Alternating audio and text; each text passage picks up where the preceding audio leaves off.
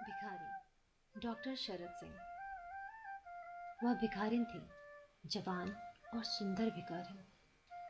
वह एक कार के पास पहुंची और उसने कार के भीतर बैठे आदमी से गिड़गिड़ाते हुए कहा, 2 दिन से इस पापी पेट में अन्न का एक भी दाना नहीं पड़ा है। कुछ दे दो बाबूजी, भगवान तुम्हारा भला करेगा बाबूजी।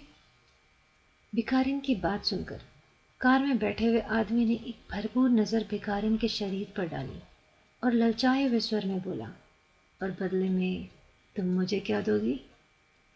यह सुनते ही भिखारिन ने अपने माथे पर हाथ मारते हुए कहा, धत तेरी के, मैं भी किस भिखारी से भीख मांगने लगी।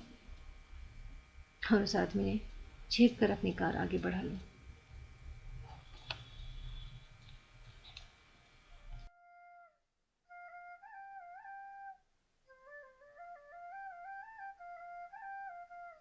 नैनीताल में इस साल अभी तक बर्फ नहीं पड़ी। गंभीर सिंह पालनी। पिछली सर्दियों में जब कई बार बर्फ गिरी तो हमारे नायक को अपने दफ्तर जाते हुए अक्सर बर्फ के गोलों की मार सहनी पड़ती थी। नैनीताल में जब बर्फ गिर चुकी होती है तो बच्चे और किशोर किशोरियां अपनी अपनी बालकनी या घर के किसी ओट में खड़े होकर राह गुजरने वालों को बर्फ के गोले मारते हैं। ऐसे ही एक दिन जब हमारा नायक अपने दफ्तर जाने वाले रास्ते से गुजरा तो उस पर बर्फ के ढेर सारे गोले फेंके गए। बच्चों की इस हरकत पर नायक को बड़ा गुस्सा आया। वह चीखा, कौन बच्चे ये हरकत कर रहे हैं? गधे हैं गधे, अच्छे घरों के बच्चे नहीं लगते। पता नहीं इन लोगों के बाबा इन्हें सभ्यता क्यों नहीं सिखाते। 2 दिन बाद नायक को किसी से पता चला कि वह घर तो संस्थान के बड़े साहब का है, जिसकी एक यूनिट में वह काम करता है। अब हमारा नायक बहुत सक पकाया कि उसे बच्चों को इस तरह डांटना नहीं था। वह सोचने लगा, बड़े साहब के परिवार से जुड़ने का यह अच्छा बहाना रहेगा। अब जब उसे बर्फ के गोले बच्चे मारेंगे तो वह उन्हें डांटने के बजाय कहेगा, छोटे छोटे बच्चों, बड़े प्यारे हैं आप लोग, क्या क्या नाम है आप लोगों के? मेरे दोस्त बनेंगे आप लोग।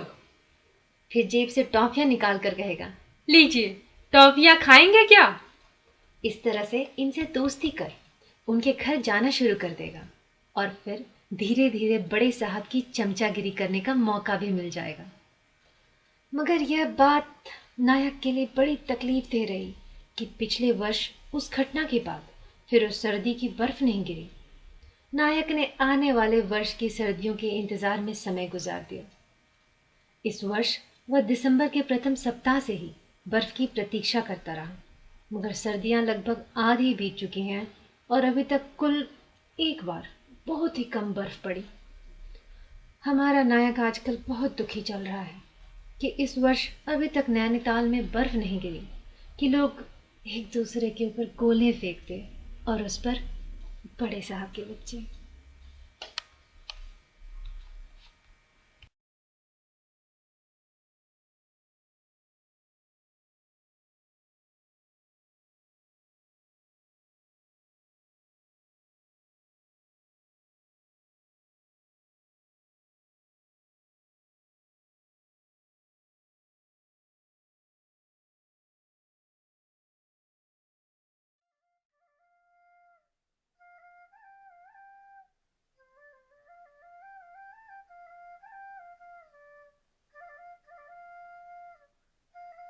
अहिंसा। ज्ञानदेव मुकेश। दयाल जी का नौकर दौड़ा दौड़ा आया और उनसे कहने लगा, साहब सुना कि नहीं, किसी ने बापू की मूर्ति तोड़ डाली। दयाल जी भुन भुनाने लगे, हद है, लोग गांधी जी का अपमान करने से बाज क्यों नहीं आते? कब सुधरेंगे ये लोग? तभी कहीं से एक क्रिकेट की बॉल उड़ती हुई आई और दयाल जी के ड्राइंग रूम की खिड़की के शीशे तोड़ती हुए अंदर प्रवेश कर गई। शांत स्वभाव के दयाल जी मारे गुस्से के उफनने लगे। वे बाहर की तरफ लपके। सामने के मैदान में क्रिकेट खेल रहे बच्चे बॉल की तलाश में उधर ही आ रहे थे। बच्चे नजदीक आए नहीं कि दयाल जी ने एक बच्चे का कॉलर पकड़ लिया और उसकी गाल पर एक जोरदार तमाचा जड़ दिया।